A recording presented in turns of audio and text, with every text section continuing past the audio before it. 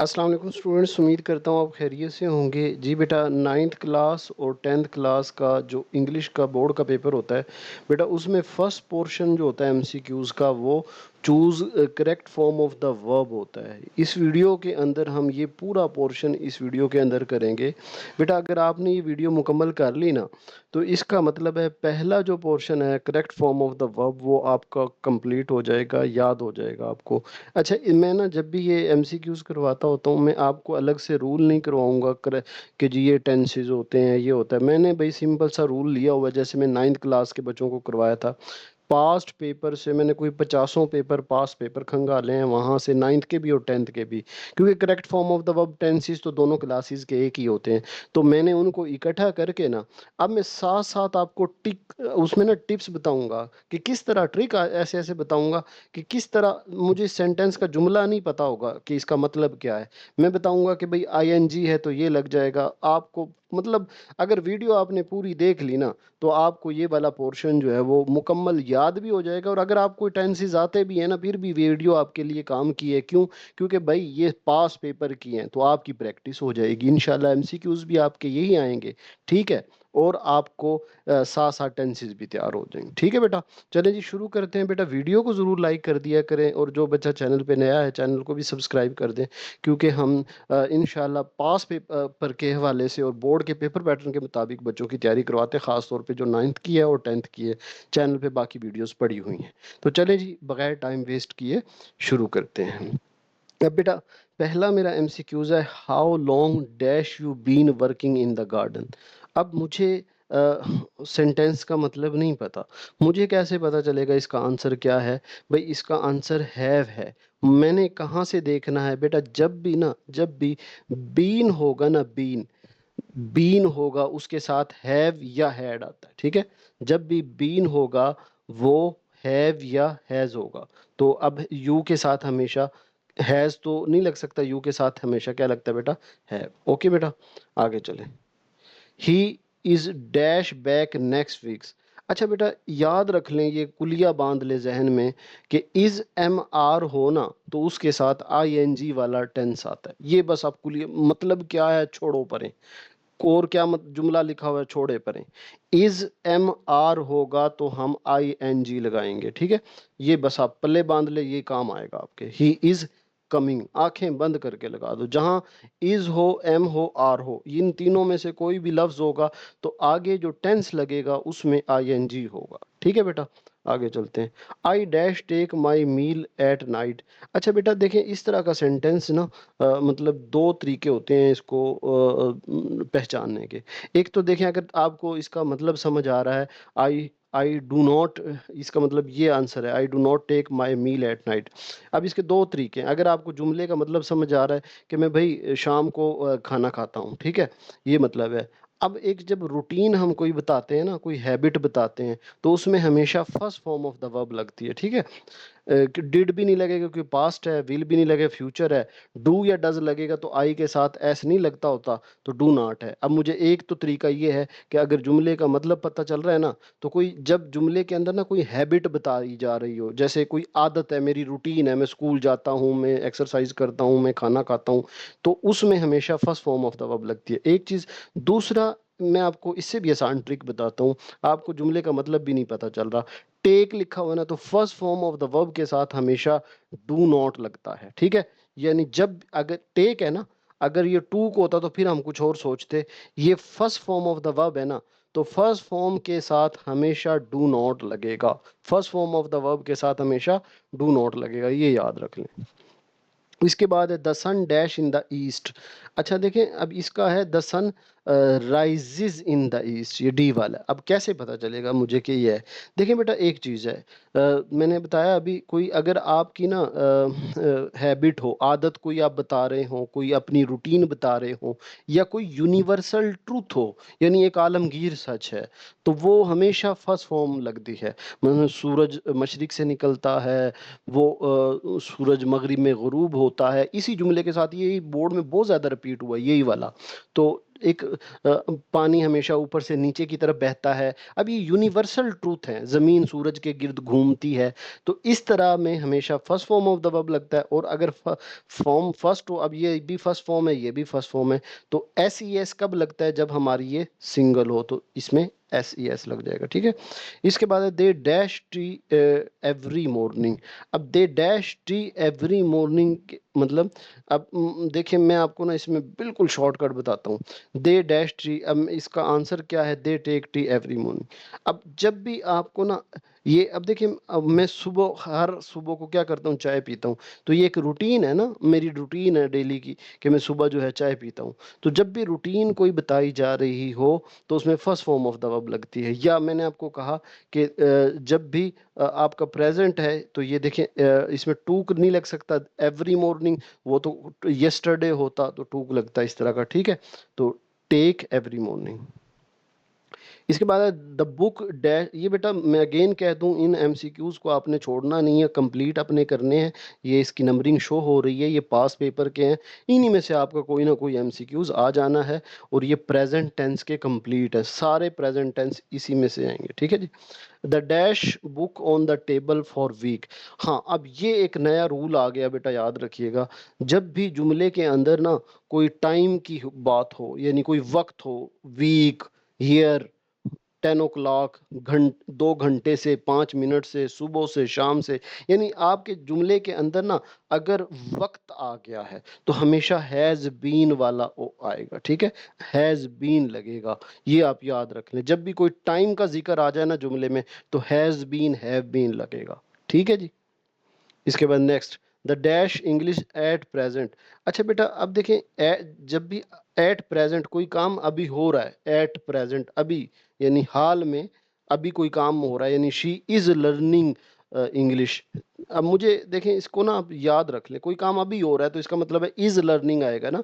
Now का लफ्ज आ जाए, या एट प्रेजेंट आ जाए, या अभी कोई काम कर रहा है तो नाउ, एट प्रेजेंट, तो इधर इज एम आर के साथ आई एन जी लगेगा। इज एम आर, अब ही शी इट के साथ इज आएगा, आई के साथ एम आएगा, और यू के साथ आर आएगा। डन बेटा।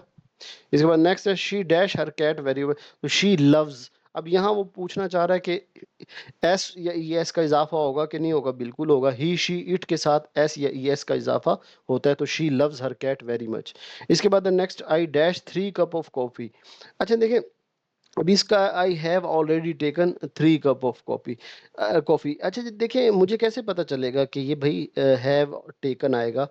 बेटा जब भी ऑलरेडी का लफ्ज हो, अब देखिए चारों में ऑलरेडी है ना, मुझे इसके जुमले का लेट से पता ही नहीं चला क्या मतलब है।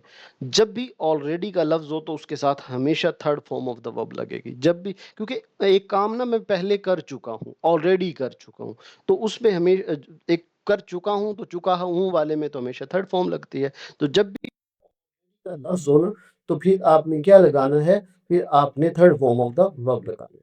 इसके बाद नेक्स्ट है शी डैश सिंस मॉर्निंग। अब देखिए मैंने आपसे पहले भी कहा था कि जब भी कोई टाइम का जिक्र हो, सुबह, शाम, रात, दिन, घंटे, महीना, मतलब डेट, कोई भी टाइम का जिक्र आ जाए ना कि मॉर्निंग टाइम आ गया, तो मैंने बताया कि been, has been, have been वाला इसका करेक्ट ऑप्शन होगा।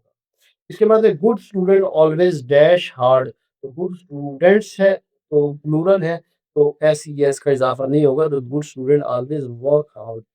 इसके बाद नेक्स्ट है बेटा, it dash at present, it it rains. अब रेन एस ई एस का इजाफा होगा, हाँ, इट इज, हाँ ओ सॉरी, एट प्रेजेंट वाला लफ्ज मुझे भूल गया था। एट प्रेजेंट कोई काम अभी हो रहा है, तो इट इज रेनिंग, अभी क्या हो रही है? बारिश हो रही है। The sun dash in the west, वो देखे वही यूनिवर्सल आ गया ना, the sun sets in the west, तो सूरज मगरिब में गुरूब होता है। इसके बाद है he dash to school every day. He he she it है ना, तो गोज, एस ई एस का इजाफा वही it it dash in winter. अब देखिए रूटीन है, एक काम है, तो it rains, first form of the verb है, इट रेन्स इन विंटर, सर्दियों में बारिश होती है। He dash in the sun for 1 hour. अब देखिए 1 घंटा टाइम का जिक्र आ गया, तो भाई मैं आंखें बंद करके हैज बीन, हैव बीन। इसके बाद है she dash the piano since 2 o'clock, फिर टाइम का जिक्र आ गया, तो हैज बीन, हैव बीन, मुझे आंखें बंद करके बस हैज बीन, हैव बीन पे लगा देना। इसके बाद the earth dash around the sun, तो सूरज ज़मीन के गिर्द घूमता है। एक यूनिवर्सल ट्रूथ है तो फर्स्ट फॉर्म आएगा और एस-ई-एस का इज़ाफ़ा किस वजह से होगा? द अर्थ एक है। इसके बाद बेटा नेक्स्ट है the packet dash there since morning, तो इसमें हमारा ऑप्शन सी है। कैसे पता चला? वक़्त का ज़िक्र है, तो मैंने बताया जब भी वक़्त का ज़िक्र होगा हैज़ बीन, हैव बीन होगा, बीन वाला आपने बताना है। नसीमा ऑलवेज़ द ट्रुथ, अब ये एक बात है तो नसीमा ऑलवेज़, ऑलवेज़ के साथ ना जब भी ऑलवेज़ का लफ्ज़ कई पुरानी बोर्ड की पेपर में ऑलवेज़ का लफ्ज़ होता है, इसमें बेटा first form of the verb लगती है। अब ये भी first form of the verb है, ये भी first form of the verb है, तो कौन-सी लगाऊँ? क्योंकि नसीमा एक है ना तो एस-ई-एस का इज़ाफ़ा होगा इसके अंदर। उसके बाद दे ऑलवेज़, फिर ऑलवेज़ वाला आ गया, तो मुझे पता है भई दे ऑलवेज़ बैक, अब इसका हमारे पास डी वाला दे ऑलवेज़ कम बैक। अब देखिए फर्स्ट फॉर्म तो लगेगी, मुझे पता चल गया, ये दोनों तो फर्स्ट फॉर्म नहीं है सारी, ये फर्स्ट फॉर्म है। लेकिन भई यहाँ एस का इज़ाफ़ा क्यों नहीं हुआ? क्योंकि ये दे है, ठीक है? They always come back home, ठीक है? उसके बाद they the baby uh, dash for milk now. अब देखिए नाउ का लफ्ज़ आ गया ना, तो मैंने कहा कि हम अभी हो रहा है, तो जो हो रहा हो तो baby is crying for milk now at present, baby का the boy dash their home task, तो the boys are doing their home task, ठीक है? The boys are doing their home task. Are they sitting idle? Are they, अच्छा देखिए मुझे कैसे पता चलेगा सिटिंग है? एक तो मतलब हमारा तो, हम तो टीचर है, ज़ाहिर है मैं जुमला पूरा पढ़ता हूँ तो मुझे वो ज़ुबान पे आ जाता है कि आर दे सिटिंग आइडल। लेकिन आपने कैसे करना है? भई इज़ एम आर के साथ आईएनजी लगता है ना, तो इज़ हो, एम हो, आर हो, चाहे वो पहले हो बाद में हो, तो आईएनजी लगता है। आर दे सिटिंग, तो आर, ठीक है? इसके बाद they dash to sleep at 10, अब they dash to sleep at 10, अब दे यहाँ पे आपने एक चीज़ देखनी है कि मैं वो ना रात को जो है ना 10 बजे सो जाता हूँ, ठीक है? एक अपनी हैबिट बता रहा हूँ, एक रूटीन का काम बता रहा हूँ। रूटीन में first form of the verb लगना है। एस-ई-एस क्यों नहीं लगा? क्योंकि दे है तो फर्स्ट फॉर्म एस-ई-एस। उसके बाद next she dash in this office box every year, अब वक़्त का तारीख़ हो रही है ना, साल, महीने, वक़्त, कोई टाइम, तो जब भी टाइम को तो हैज़ बीन, हैव बीन लगता है, बीन वाला लगता है। तो शी डैश इंग्लिश नाउ, अब फिर नाउ का लफ्ज़ आ गया, तो मैंने बताया जब ये नाउ हो, तो ये काम अभी हो रहा है, तो इज़ स्पीकिंग, अभी वो बोल रही है English. I dash you since Monday, देखिए मंडे एक टाइम है ना, मतलब एक वक़्त का ज़िक्र है। टाइम से बात मेरी अब मंडे, मैं मंडे को आऊँगा तो मैं आपको टाइम दे रहा हूँ ना, तो मतलब कोई महीना, दिन, रात, घंटे, कोई भी टाइम हो उसके अंदर, तो वो हैज़ बीन, हैव बीन आएगा। इसके बाद the girls are dash netball, अब देखिए इस एमआर के साथ हमें भई पता है प्लेइंग आएगा। She dash English quite well, she speaks, अब वो देखना चाह रहा है कि उसे पता है कि ये यस यस कहाँ लगेगा, तो एस का इज़ाफ़ा होगा क्यों? क्योंकि शी है तो शी स्पीक्स। इट इज़, इस एमआर के साथ हमें पता है आईएनजी आता तो इट इज़ वेरी। नेक्स्ट है ऑलरेडी, अब देखिए ऑलरेडी है तो थर्ड फॉर्म कहाँ पे पड़ी है? पोस्टेड, ये देखिए posted. All students compete for prize, अच्छा एस नहीं आएगा, ठीक है। ऑल compete आएगा ना, मैंने बोला compete अब ऊपर से क्योंकि क्यों नहीं आएगा एस? भाई ये एक स्टूडेंट होता तो फिर एस आता, प्लूरल वर्ब एस नहीं आएगा। Why dash you sad, why are you sad, why आप परेशान, यू के साथ आर आते हैं ना, is am are was verb में वाज के साथ are, why are you sad, आप परेशान। द बॉयज आर डैश, अब देखिए इस एम आर हो तो हमें पता है आईएनजी वाला।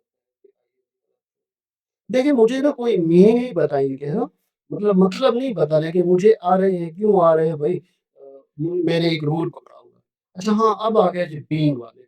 अच्छा अब आगे बेटा आपके 3-4 आएँगे एक्टिव पैसिव, पैसिव वाले। पैसिव होते हैं जिनमें हमेशा थर्ड फॉर्म यूज़ होती है। उनको पहचान के साथ-साथ बाद में जब भी बीइंग लगा हो, मैं जहाँ जिस जुमले में आप बीइंग देखो, तो वहाँ हमेशा थर्ड फॉर्म लगेगी। Being granted, ED third form हो गई, ठीक है? बीइंग। इसके बाद व्हेन इज़ स्कूल इंस्पेक्टेड, अब देखिए ये एक पैसिव है तो inspected, mad dogs are being killed, ये पैसिव फॉर्म होती है वर्ब की ना, तो mad dogs are being killed, sorry, बोले बावले कुत्तों को मारा जा रहा है, पागल कुत्तों को मारा जा रहा है। तो ये पैसिव है, कोई कर रहा है काम, तो वहाँ पे बीइंग और फिर थर्ड फॉर्म लगती है।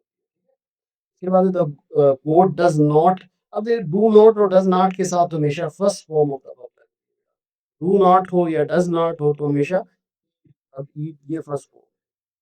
इसके बाद द गर्ल हैज़ और हैड, 3 लफ्ज़ याद रख लो, हैव हो, हैड हो, हमेशा थर्ड फॉर्म लगेगी। हैज़, हैव, हैड के साथ हमेशा थर्ड फॉर्म लगेगी। I can not do anything until I dash my lunch. अब देखिए यहाँ पे have taken, I have taken my lunch. They have already, अब ऑलरेडी का लफ्ज़ आ गया तो हमेशा मुझे पहले ही मैंने रूल पकड़ा हुआ है, ऑलरेडी का लफ्ज़ है तो डन, दे हैव ऑलरेडी, ठीक है। इसके बाद है Shahida dash a sad song today. Shahida is singing, ठीक है, इज़ सिंगिंग। इसके बाद है she dash French for over 2 year. अब ये वक़्त आ गया, साल, महीने, हफ्ता, दिन, टाइम कोई भी होगा तो मैंने 3 वाला इसका ऑप्शन। इसके बाद है she dash a piano 2 o'clock. 2 o'clock time आ गया ना तो 3 वाला इसका ऑप्शन। इसके बाद है असलम डैश फॉर 3 आवर्स, 3 घंटे टाइम का ज़िक्र आ गया तो 3 वाला। बेटा जब भी टाइम का ज़िक्र आए ना आपने 3 वाला। इसके बाद they dash hard all day, they work hard all day, ठीक है। इसके बाद है he dash to school every day, he goes, अब देखिए ही शी इट के साथ हमेशा एस ई एस के साथ होता है, he goes to school every day. I dash here since morning, I, अब सिंस मॉर्निंग वक्त का जिक्र आ गया तो बीन आएगा, ठीक है।